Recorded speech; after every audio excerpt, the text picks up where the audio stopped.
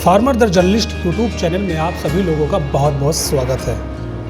आज हम बात करेंगे कृषि विज्ञान केंद्र के वरिष्ठ वैज्ञानिक से और जानेंगे पूरे ओवरऑल कि कृषि वैज्ञानिक केंद्र पर कैसे किसान हैं, कैसे उनको जोड़ा जाता है, क्या पूरा कार्यक्रम है, इन सभी बातों पर आज हम बात करेंगे। तो सर, सबसे पहले तो परिचय। मैं डॉक्टर चंद्रमणि त्रिपाठी कृषि विज्ञान केंद्र में वरिष्ठ वैज्ञानिक एवं अध्यक्ष के नाते जो है काम कर रहा हूँ।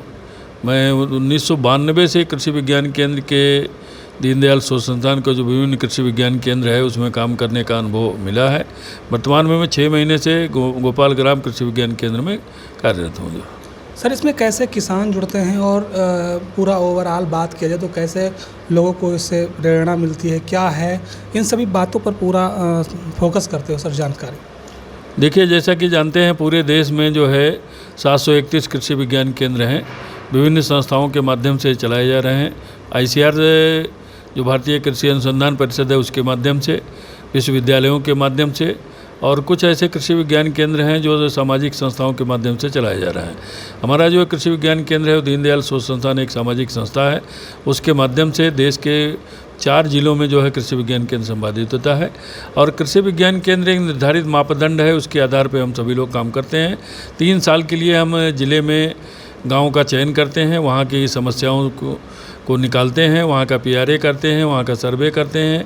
भौगोलिक स्थिति के बारे में पूरी जानकारी प्राप्त करने के बाद किसानों की क्या मूलभूत समस्याएं हैं, उस समस्याओं का निराकरण करने के लिए उनके साथ बैठ करके हम लोग कार्य योजना तैयार करते हैं। उस कार्य योजना के आधार पर उनको प्रशिक्षण दिया जाता है, प्रदर्शन दिया जाता है, और कुछ ऐसी तकनीकियाँ हैं जिनका परीक्षण उनके क्षेत्र पर जो विश्वविद्यालय और ICAR के द्वारा विकसित किया गया है, लेकिन उसका किसानों के द्वारा अपनाया नहीं गया है। तो ऐसी तकनीकियों का हम लोग परीक्षण करते हैं, पुनः उस किसानों की समस्याओं का निराकरण करते हैं। सर, इसमें जैसे महिला किसानों को भी जोड़ा जाता है, उसमें सभी प्रकार के किसान बंधु उसमें शामिल होते हैं। जो खेती करने वाले जो हमारे किसान भाई महिला पुरुष हैं उनको भी रखते हैं, और जो ऐसे तरुण जो 18 से 35 वर्ष के हैं कि जो शिक्षा छोड़ दिया है लेकिन खेती में उनको रुझान बढ़ाने के लिए व्यावसायिक प्रशिक्षण के माध्यम से उनको हम लोग प्रशिक्षित करते हैं। क्योंकि खेती के साथ साथ यदि हमारे तरुण भाई रोजगार में जुड़ते हैं तो भी जाकर के हमारी खेती जो है अच्छी आमदनी दे सकती है और उनको एक काम मिल सकता है। उसमें बहुत सी ऐसी विधाएँ हैं, चाहे वो किसान हमारा उत्पादन लेता है लेकिन प्रोसेसिंग में नहीं जाता है। यदि हम किसी वस्तु की प्रोसेस करके फिर हम मार्केट में बेचते हैं तो उसमें दूना तिगुना जो है हमको फ़ायदा मिलता है। तो इस तरह से व्यावसायिक प्रशिक्षण में उनको वो खेती के आयाम हो उसमें प्रशिक्षण देना हो, या मशरूम उत्पादन हो, मधुमक्खी पालन हो, या पशुपालन में देखें तो गौपालन है, भैंस पालन है, बकरी पालन है, मुर्गी पालन है, इत्यादि विषयों में जो है हम 7 से 15 दिन के जो है प्रशिक्षण देते हैं। ये वहाँ पे किसान हमारे तरुण सीख करके फिर जाते हैं, अपना रोजगार स्थापित करते हैं। अच्छा सर, किसानों को के लिए जैसे कोई FPO का भी यहाँ से कोई चयन होता है? जी, दीनदयाल शोध संस्थान के माध्यम से ज़िले में 6 FPO का संचालन किया जा रहा है, जो तरबगंज में, परसपुर में, झजरी ब्लॉक में, हल्दर मऊ में, इटिया थोक में ये हमारे सभी FPO संचालित हैं।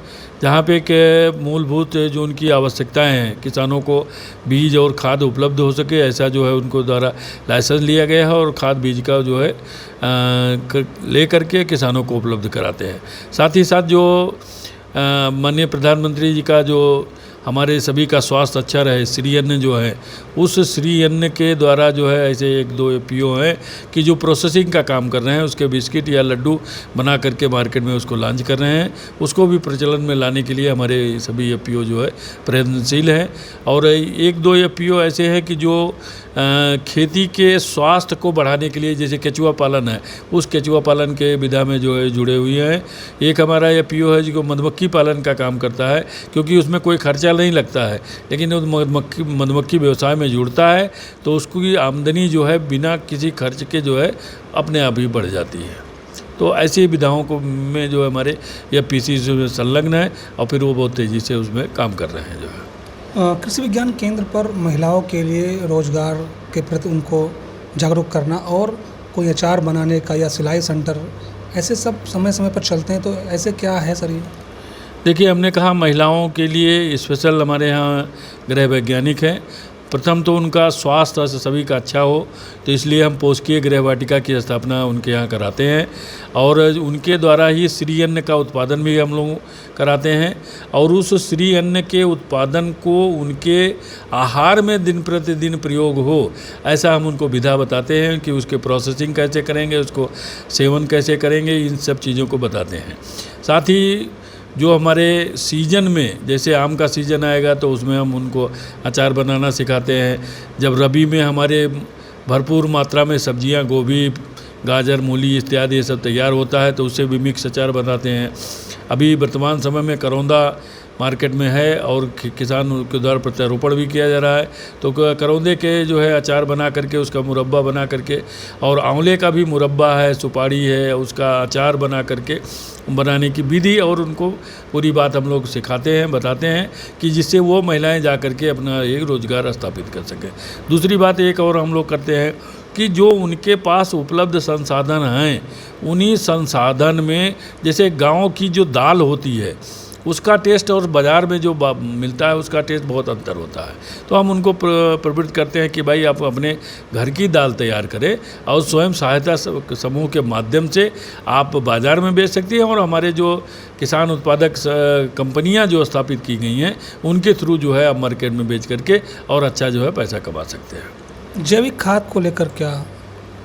अब जैविक खाद को लेकर के सीधा सा है कि सभी किसान भाइयों के पास पशुपालन तो होता ही है, लेकिन वो उस गोबर का प्रयोग ऐसे ही डाल देते हैं, वो साल 2 साल में सड़ता है और फिर होता है। तो ये केचुआ पालन का जो विधा है ये बहुत ही अच्छा है। ज़िले में इसका प्रचलन भी बढ़ रहा है। कुछ जैसे हमने बात किया एक हल्दरमऊ का एपीसी है, उनके द्वारा बड़े पैमाने पे जो है केचुआ उत्पादन का काम किया जा रहा है। हम किसानों को प्रवृत्त कर रहे हैं कि आप छोटे पैमाने पे, आपके पास एक गाय है तो उस एक गाय से 2.5-3 महीने में आप 4 से 5 कुंटल जो है केचुआ खाद तैयार कर सकते हैं। और वो सब्जी उत्पादन में जहाँ पे हम सब्जी पोषकीय गृहवाटिका है वहाँ पे उसका प्रयोग करते हैं, तो हमारी मृदा का स्वास्थ्य भी अच्छा होता है और हमको जैविक के रूप में जो है सब्जियाँ हरी ताज़ी मिलेंगी और तो हमारा स्वास्थ्य भी अच्छा रहेगा। उसमें केमिकल फ्री वेजिटेबल हम ग्रो कर सकते हैं। सर, इसमें धान खेतों में लगा है, किसानों ने लगा रखा है। सबसे बड़ी समस्या इस समय है कि जो है उसमें घास कई तरह के उगाते हैं, तो ऐसे में उन घासों को ख़त्म करने के लिए क्या उपाय है, क्या जानकारी? देखिए, उसका एक निश्चित अवधि होता है कि 20 से 25 दिन की अवस्था में जब हमने धान डायरेक्ट सीडिंग किया हो या रोपाई लगाया हो या जई करके, तो 20 से 25 दिन की अवस्था में उसमें विस्वारीवैक एक साल्ट आता है कि जिसका प्रयोग हम करके अपने खरपतवार को उसको नष्ट कर सकते हैं। तो ये थे हमारे साथ कृषि वैज्ञानिक जिन्होंने पूरी जानकारी दी है। आगे और हम बात करेंगे, तब तक के लिए नमस्कार।